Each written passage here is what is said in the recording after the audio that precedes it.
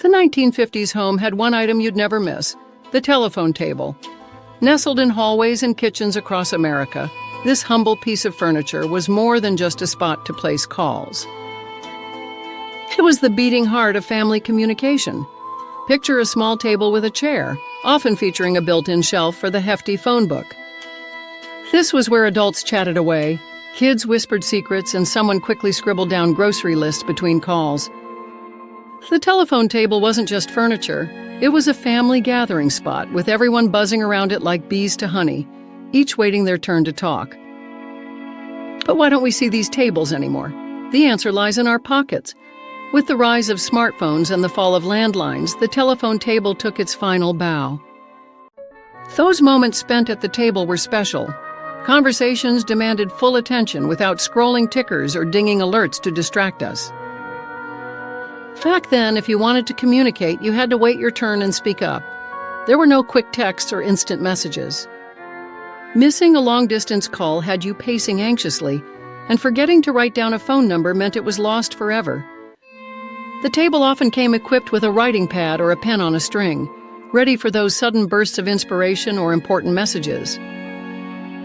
For a 1950s teenager, social life revolved around the telephone table as much as a soda fountain date. It was where friendships were nurtured, and young love blossomed through hours-long conversations. As smartphones became extensions of our hands, the communal aspect of phone calls faded. Now, instead of gathering around a central spot, we're scattered across our homes, tapping at screens.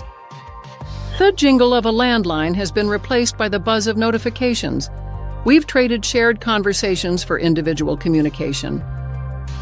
With smartphones, we're not just talking. We're often multitasking through our chats. If you'd described this scene to a 1950s family, they might have thought you were spinning a tale of science fiction. The telephone table era wasn't just about making calls. It was an exercise in being present before we even knew what that meant. Whoever was at the table got your full attention. There were no pings or split screens demanding notice.